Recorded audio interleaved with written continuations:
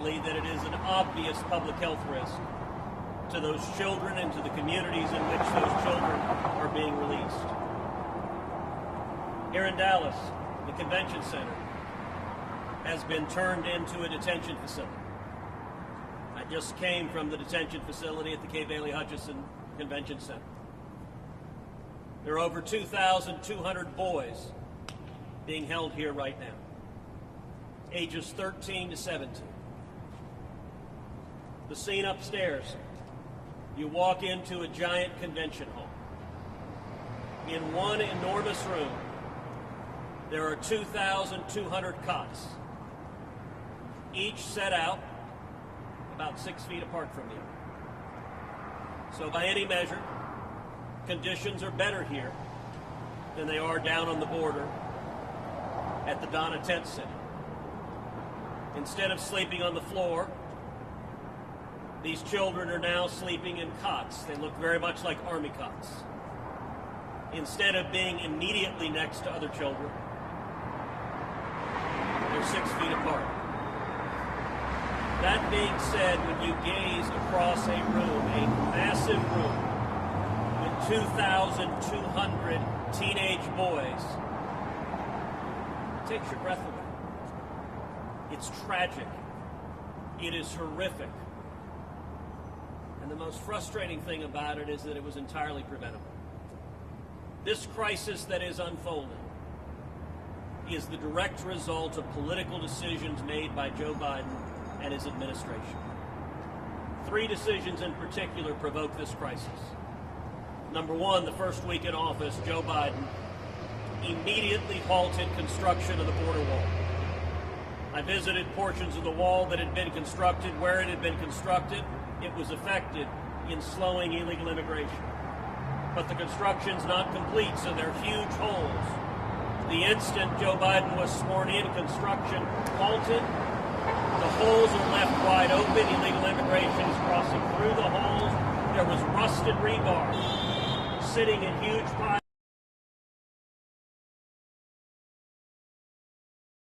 Equipment still left at the wall, idle.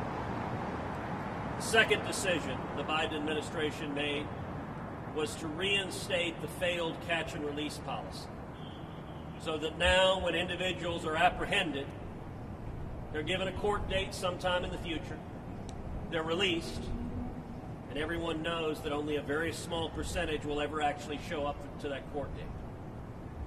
And third, probably most inexplicably, Joe Biden ended the Remain in Mexico international agreement, one of the most significant accomplishments of the Trump administration.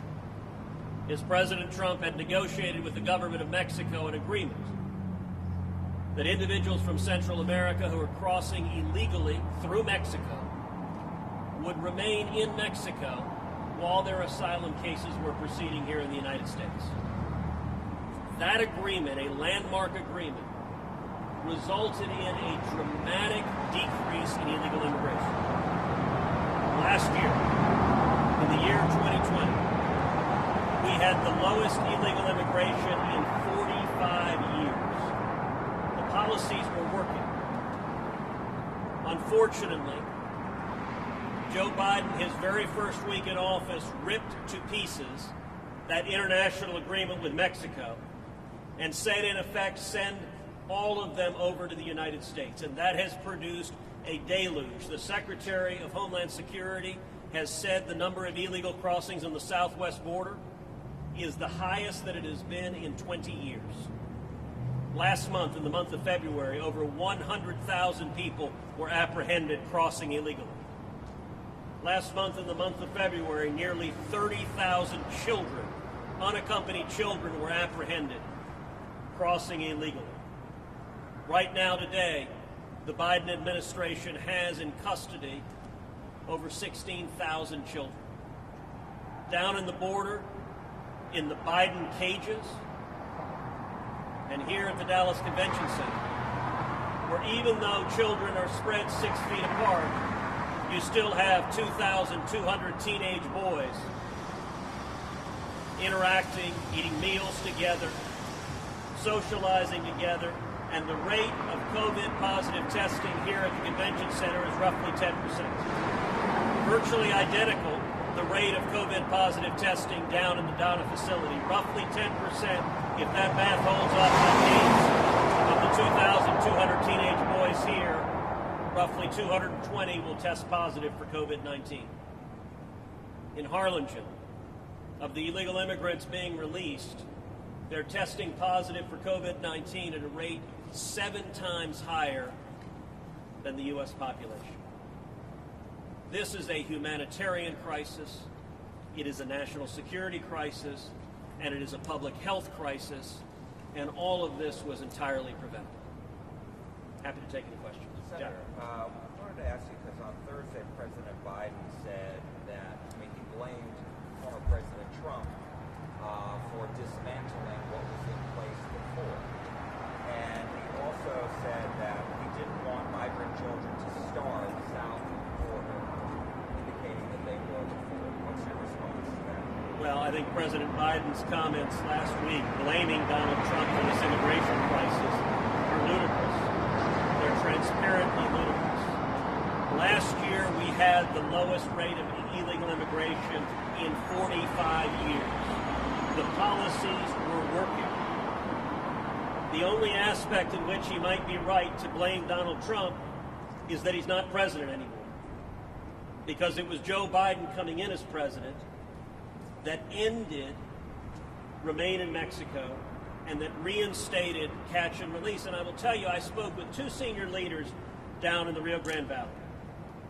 One, a senior leader of Customs and Border Patrol, another, the head of the Customs and Border Patrol Union. Both told me they met with the Biden transition team.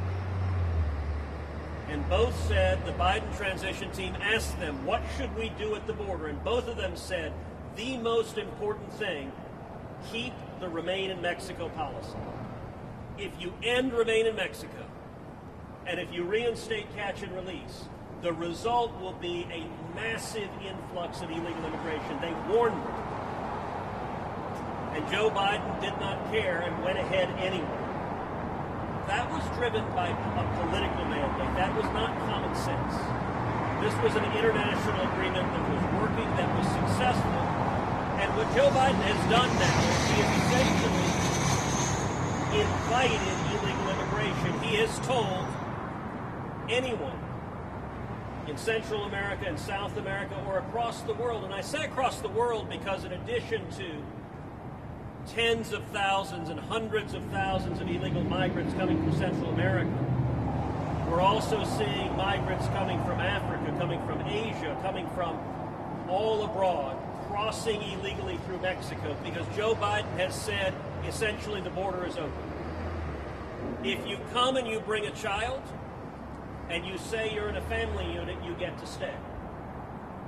Just a few years ago, the large majority of those apprehended at the border were single males, single adult males.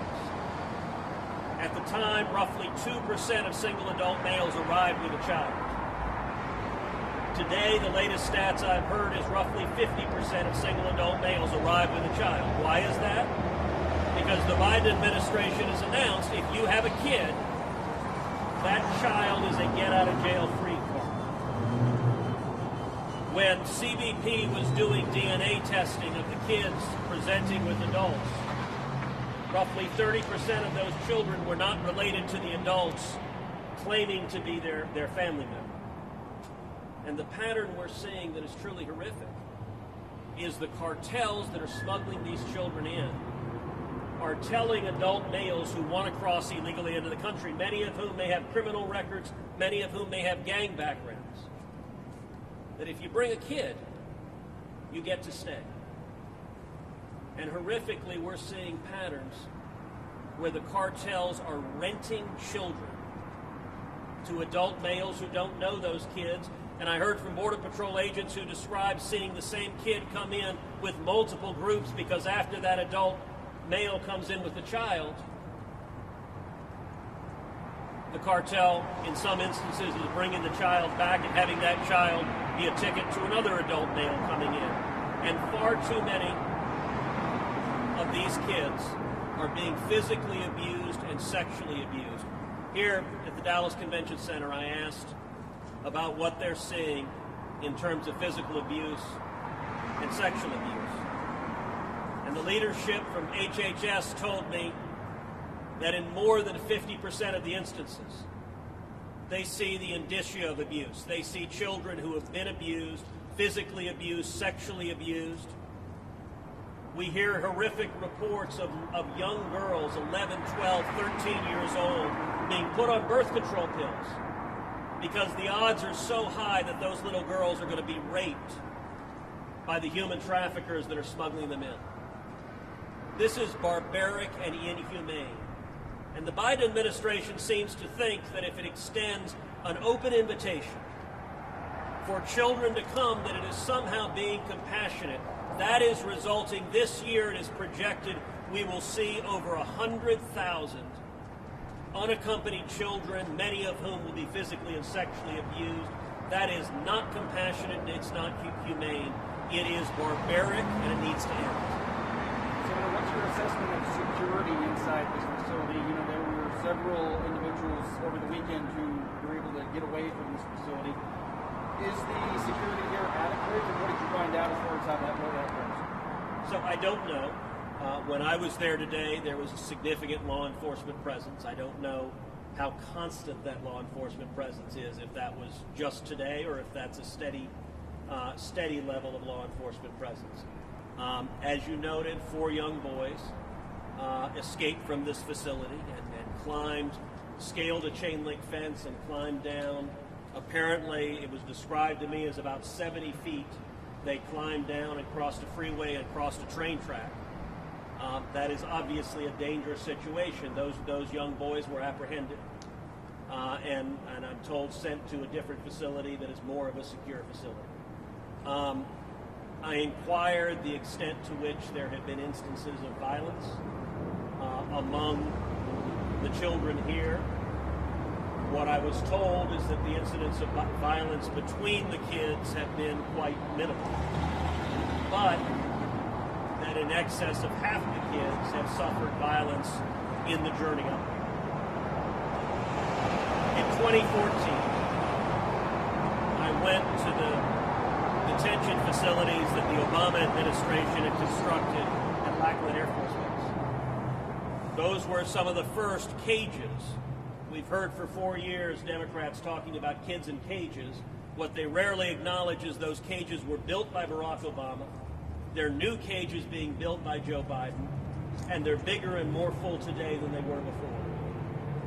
But at Lackland in 2014, I'll never forget the Obama HHS telling me that the cartel members who were smuggling kids in, that they would put a gun to the head of little boys and little girls, and they would force those children to cut off the fingers or cut off the ears of other little kids. And in most of these instances, the parents of those children had paid the smugglers $3,000, $4,000, $6,000 to take their kids north to America, and they would then send the fingers or ears of their child to try to extract several thousand more dollars. And the Obama HHS was encountering little kids, some of whom had horrific physical injuries like missing fingers and missing ears, and others of whom had horrific psychological trauma from being forced at gunpoint to carry out those acts of mutilation. The cartels who bring these kids over, they are vicious criminals. And we are seeing right now an escalating pattern of kids being subjected to that violence because of the decisions of the Biden administration. Well, let me open up to a couple more questions.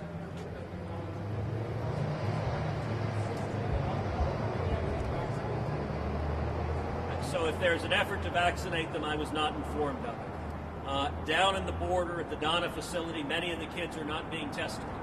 So in many instances, when you have the Biden cages packed with in excess of 4,000 people, most of whom are children, packed into those cages, many of them haven't been tested.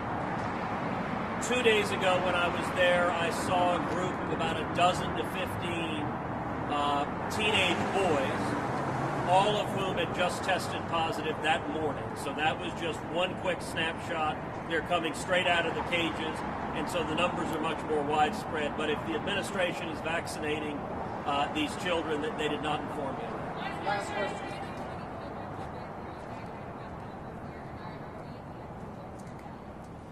So I'm confident there are going to be many more here in Dallas. This facility has been open just about 2 weeks, so it's a fairly short time frame that it has been open. It is already packed. I will tell you, the sight of looking across a gigantic room and seeing 2,200 teenage boys all in cot after cot after cot is horrifying. This is the human tragedy of the Biden border crisis. And let me point out, you shouldn't have to take my word for it. You shouldn't have to have me describing it to you. Joe Biden refuses to allow the media to see what's going on here. When I took the trip to the border, when I went to the Donna facility, I brought a total of 19 senators down to the border to see what was happening. I requested the administration that the media be able to come. And Joe Biden said no. We are seeing a Biden lockout, a media blackout.